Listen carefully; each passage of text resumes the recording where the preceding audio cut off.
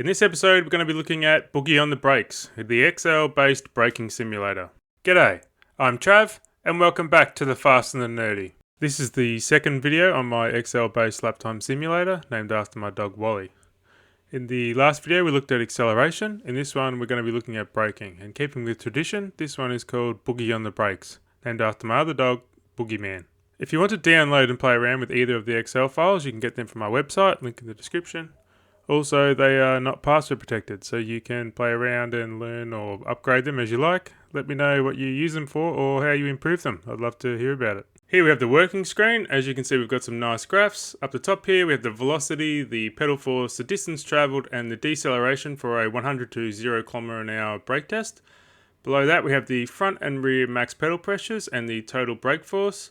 The max pedal pressures are the maximum force you can apply to the pedal without that axle locking up for a given speed. This car generates lift, so as you can see, we need to reduce our pedal force the faster we're going.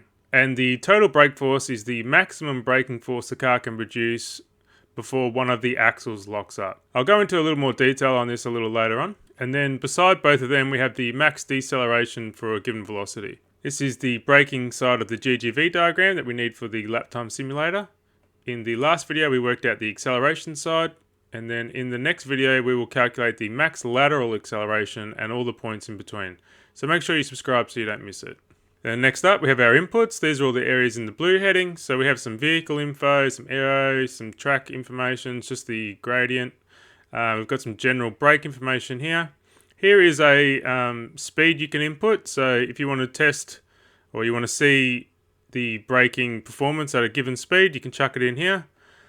Then we also just have the front and rear brake information. And then under the green headings here, we have the braking test. So we've got the 100 to 0 km/h braking test. And then this here is your results for the user inputted speed. So that's the speed you chuck in here. This doesn't take into account lateral transfer. I've just assumed that the track is fairly flat. Now that we've had a look at the simulator, let's go over how it works. To calculate the braking force, we start at the same place as when we want to decelerate a car, with the pedal force. The pedal force is broken up into equal increments between 100 and 0 kilograms of force. We then calculate our way through the braking system to get the braking force being produced at all four wheels for each pedal force. From this, and using Newton's second law, we can calculate the deceleration of the car and then the load being transferred for each pedal force. If we combine this with the change in axle loads from the gradient and aerodynamics, and then multiply this with the tyre coefficient of friction, we have the available braking force at a range of speeds for both axles. We can then compare the braking force we calculated at the start for each pedal force with the available braking force on each axle and use the minimum value to select the pedal force we can use for a given speed. This way, if we are restricted in our pedal force due to the front tyres locking up at a certain pedal force, our total braking force will be calculated using the maximum front axle pedal force. For example, here we can see that the maximum front axle pedal force is below the rear axle pedal force for all velocities, so the total brake force follows the front axle curve.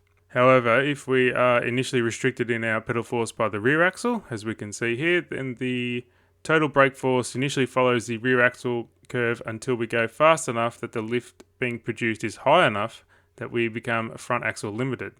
Then the total brake force curve follows the front axle pedal force curve.